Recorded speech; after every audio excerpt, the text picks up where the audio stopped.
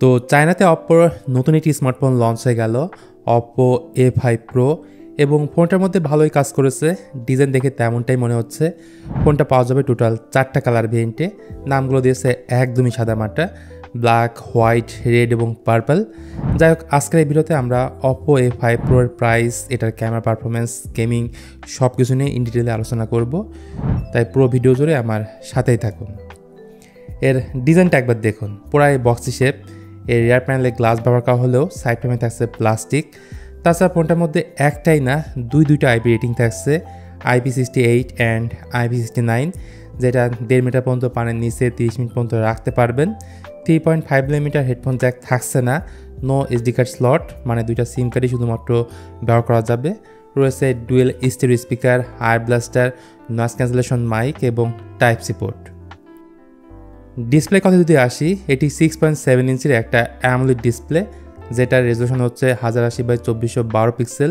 যত জানা গেছে এই ফোনের ফ্রন্টে Corning gorilla glass Victus 2 use করা হয়েছে, আর রিয়ার সাইডে ব্যবহার করা হয়েছে ক্রিস্টাল শিল্ড গ্লাসের প্রোটেকশন। তাছাড়া 120,000 রিফ্রেশ রেট, 1 বিলিয়ন কালার্স এবং 1200 নিটসের পিক ব্রাইটনেস, যেটা এই বাজেটের ফোনের জন্য মোর দেন অ্যানাফ। এমনিতে চিন বেজেল অলমোস্ট ন্যারো বা নেই বললে চলে। আমার মনে হয় এই ধরনের ডিসপ্লে যে কারোর ভালো লাগার কথা মিডিয়া কনজামশনের ক্ষেত্রে। আর সিকিউরিটির ক্ষেত্রে এই ফোনের ফ্রন্টে থাকছে ইন ডিসপ্লে ফিঙ্গারপ্রিন্ট স্ক্যানার। তো ইন্টারনালসের ক্ষেত্রে এই ফোনে থাকছে বেশ কয়েকটা ভেরিয়েন্ট, 8/256, 8/512, 12/256 এবং 12/512 GB।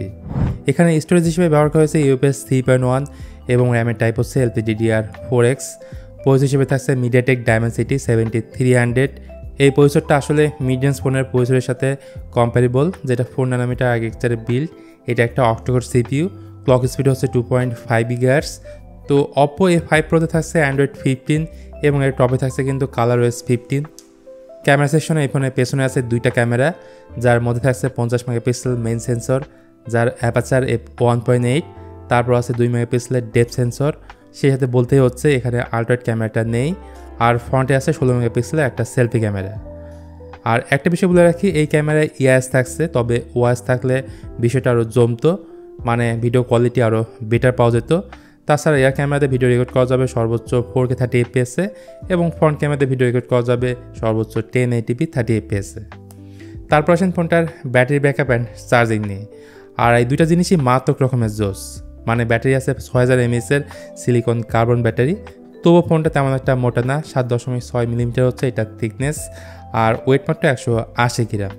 সহজ কথায় ওয়েট ডিস্ট্রিবিউশনটা এক্সেলেন্ট। তাছাড়া ফোনের বক্সে থাকা 80 ওয়াটের চার্জারটা দিয়ে মাত্র 20 মিনিটে 45% চার্জ করা যাবে। তো অপর এই নতুন ফোনটা দেশের মার্কেটে আসবে কিনা বা আসলে দাম কেমন হতে পারে সেই সম্পর্কে তেমন কিছুই জানা যায়নি।